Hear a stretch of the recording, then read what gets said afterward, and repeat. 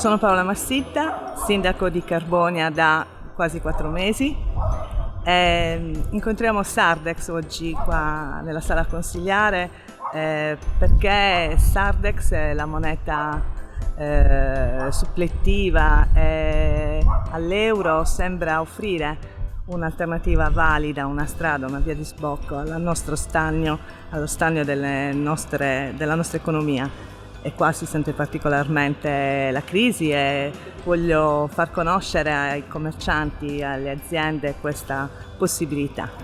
Manuela Baraglia, CTA del Sud Sardegna. Cos'è un CTA? È un Community Trade Advisor, ossia il costruttore di rete. Rete perché Sardex è una rete e oggi siamo stati a Carbonia per incontrare il comune di Carbonia e tutti gli imprenditori di Carbonia. Buonasera, sono Michele Cau, sono responsabile commerciale della Nova Prom SRL, una società di Carbonia.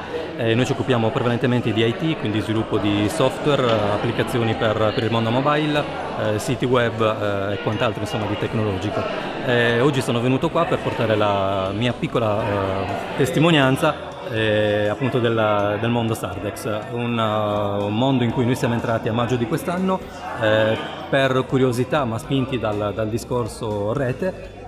Fino adesso insomma diciamo che abbiamo trovato delle opportunità importanti anche per sviluppare nuovi business. Il circuito Sardex è fatto di persone, è fatto di aziende, ma le aziende sono fatte di persone. Incontrare in maniera proattiva le persone significa parlare con loro e spiegargli cos'è il circuito Sardex.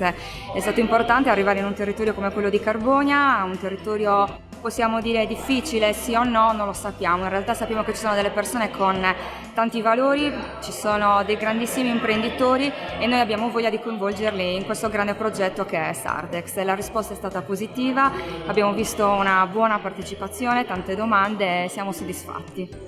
Carbonia è, come sapete, il capoluogo della provincia più povera d'Italia. Qua il commercio si è bloccato per mancanza di circolazione di moneta, la povertà si fa sentire, la crisi si fa sentire e volgerci verso una soluzione che faccia base sul concetto di cooperazione leale, il senso di comunità che è alla base delle nostre linee programmatiche del Movimento 5 Stelle, sembra conciliare con quelle che sono le nostre prospettive, le nostre idee di una società che funzioni.